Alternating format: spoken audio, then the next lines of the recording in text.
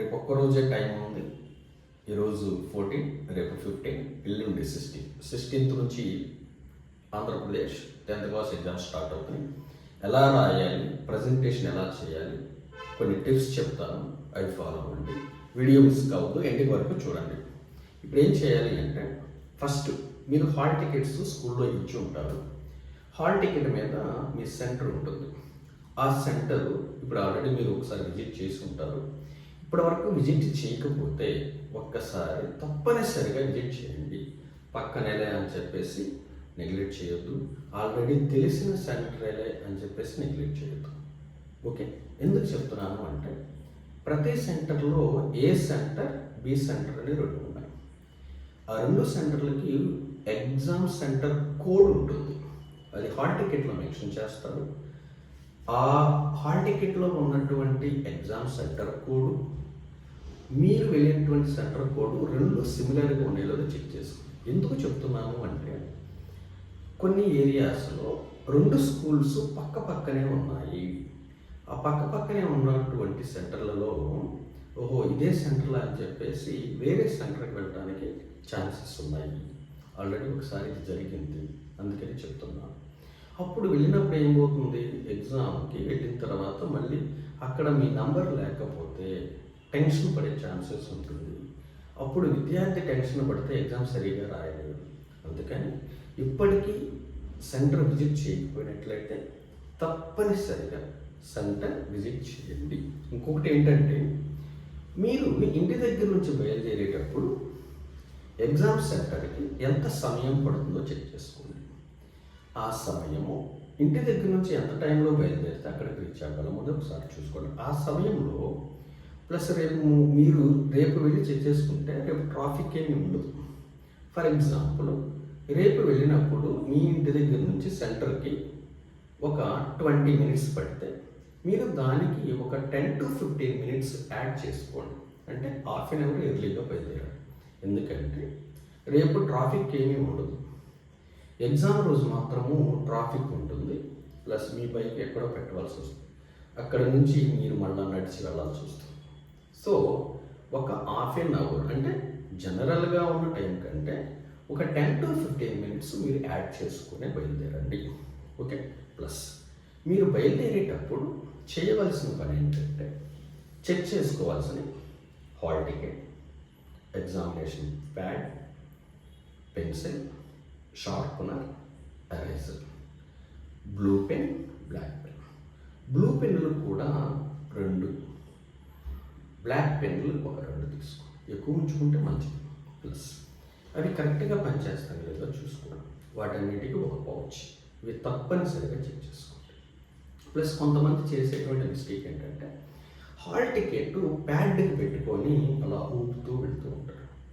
అలాంటి సందర్భంలో hall ticket ఎక్కడైనా పడిపోవడానికి ఛాన్సెస్ ఉంటాయి.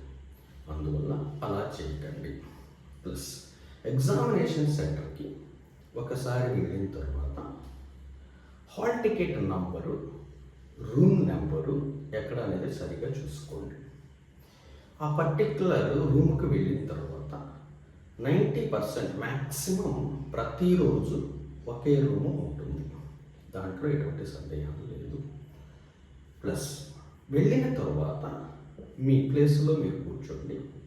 కూర్చున్న తర్వాత చేయవలసిన పని ఏంటంటే, మీ ప్లేస్లో ఎక్కడైనా వైట్ పేపర్స్ కానీ, చిన్న చిన్న పేపర్స్ కానీ, మీ సరౌండింగ్స్లో ఎక్కడైనా పేపర్స్ కానీ ఉంటే వాటిని తీసివేసి డస్ట్బిన్లో కానీ, ఇన్విజిలేటర్ కానీ ఇవ్వండి. ఇచ్చిన తర్వాత మీ ప్లేస్లో మీరు ప్రశాంతంగా కూర్చోండి. అక్కడికి వెళ్ళిన తర్వాత తెచ్చేసి ఎవరితో మాట్లాడకుండా ఉండటమే మంచిది. ఒకేదన్నా మాట్లాడకుండా ఆల్ ది బెస్ట్ అట్లా చెప్పుకోండి. తర్వాత కొద్దిసేపటికి OMR షీట్ ఇస్తారు. OMR షీట్లో ఏమేమి చేయాలో ఆల్రెడీ నేను ఒక వీడియో చేసి అది ఒకసారి చూడండి. ఎక్కడా కూడా హాల్ టికెట్ నెంబర్ కానీ, మీ పేరు కానీ రాయకూడదు. తర్వాత బుక్లెట్ ఇస్తారు. ఆ బుక్లెట్ గురించి ఒక నిమిషం తర్వాత నేను మీకు క్లియర్గా ఎక్స్ప్లెయిన్ చేస్తాను. మీరు ఇక్కడ చేయాల్సింది ఏంటంటే, బుక్లెట్ ఇచ్చిన వెంటనే 24 pages ఉన్నాయో లేదో చెక్ చేసుకోండి. 24 pages ఉన్నాయో. పేజెస్ అంటే మీనింగ్ ఏంటంటే ఇక్కడ చూడండి, ఇది మొత్తం ఒక పేజీ కాదు, ఇటువైపు కలిపితే 2 పేజెస్. కౌంటింగ్ 24 పేజెస్ బుక్లెట్ అంటే మీనింగ్ ఏంటంటే 12 పేజెస్ ఉంటాయి. ఇటువైపు కౌంటింగ్ ఉంటుంది. అది కరెక్ట్గా సరిపోతుంది, నో డౌట్.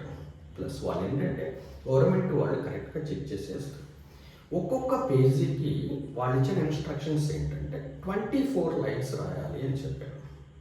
ఓకే, అలా అని రాయాలని రూల్ ఏం లేదు. కాకపోతే మరీ తక్కువ రాయొద్దు. మరీ తక్కువ రాస్తే వేరే బుక్లెట్ ఇవ్వరు. చాలా చాలా చాలా ఇంపార్టెంట్ పాయింట్. వేరే బుక్లెట్ ఇవ్వరు.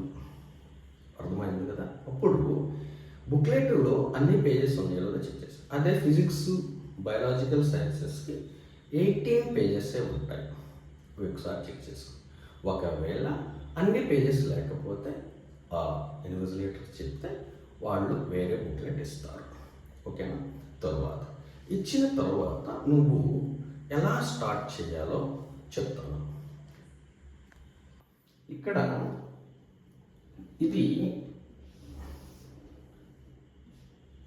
వైట్ పేపర్ అనుకోండి. ఇది వైట్ పేపర్ అనుకోండి. ఆల్రెడీ వాళ్ళు బోర్డర్ ఇస్తారు. ఎలా అంటే ఇక్కడ ఒకటి, ఇక్కడ ఒక లైన్ ఉంటుంది. ఇవి రెండుతో పాటు మీరు డ్రా చేసుకోవచ్చు. కాకపోతే ఇటువైపు తక్కువ డ్రా చేసుకోండి, కింద కూడా చిన్నది డ్రా చేసుకోండి.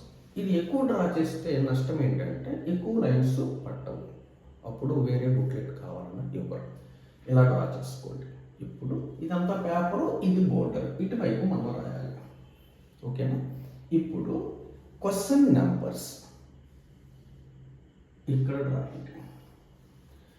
ఇది border, out side the border, out side the margin.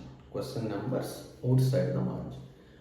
Point wise numbers inside the margin. ఇక్కడ ఫర్ ఎగ్జాంపుల్ 1 2 3 4 అలా రాయండి. ఇప్పుడు ఇక్కడ ఏదైనా ఒక సైడ్ హెడ్డింగ్ ఉంటే సైడ్ హెడ్డింగ్స్ తప్పకుండా రాయండి, మర్చిపోవద్దు. ఫర్ ఎగ్జాంపుల్ నేను ఫిజిక్స్ కాబట్టి say for example water of crystallization.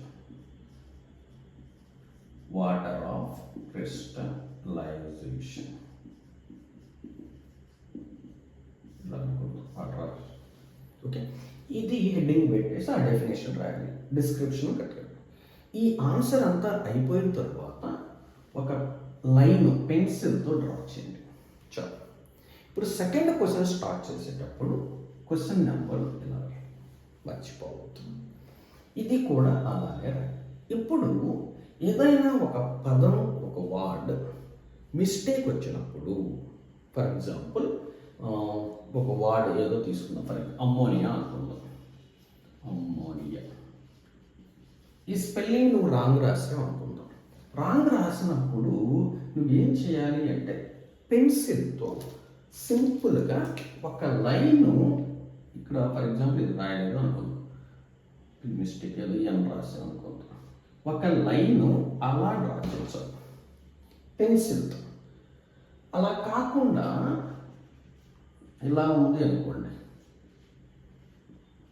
ఇలా ఉన్నప్పుడు నువ్వు ఇలా స్ట్రైక్ అవుట్ చేస్తే ఏమవుతుందంటే హైలైట్ అయిపోతుంది అది. సో పెన్సిల్తో సింపుల్గా ఒక లైన్ దాని మీద గీయించాలి. అర్థమైంది కదా? ఇప్పుడు ఇలా ప్రతి క్వశ్చన్ రాసిన తర్వాత మీరు చేయాల్సింది ఏంటంటే చివరిలో ఇన్విజిలేటర్ చేత ద ఎండ్ అని సైన్ చేయించుకోవాలి. దాని తర్వాత ఇక రాయకూడదు. ఇప్పుడు మెయిన్ బుక్లెట్ ఉంటుంది కదా, మెయిన్ బుక్లెట్ దాన్ని తిప్పిన వెంటనే ఫస్ట్ పేజీలో ఇన్స్ట్రక్షన్స్ ఉంటాయి. ఇన్స్ట్రక్షన్స్ తిప్పిన వెంటనే స్టార్ట్ చేయాలి, ఇబ్బంది లేదు. ప్లస్ ఇక్కడ ఈ లైన్స్ అనేవి 1 2 3 4 5 6 7 అలా 15 to 20 లైన్స్ వచ్చేటట్టు చూసుకోండి. ఇంకొక మెయిన్ పాయింట్ ఏంటంటే మెయిన్ వర్డ్స్ అండర్లైన్ చేయండి. Main words underline.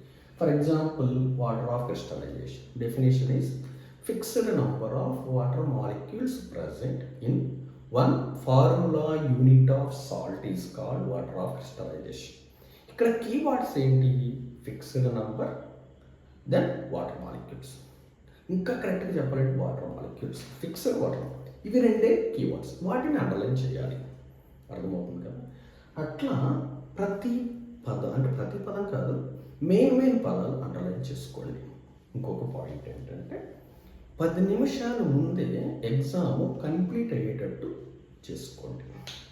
10 నిమిషాల ముందే ఎగ్జామ్ కంప్లీట్ అయితే చేసుకోవటం వల్ల అడ్వాంటేజ్ ఏంటంటే, ఒకసారి మీరు రాసినవి అన్నీ కూడా చెక్ చేసుకోండి.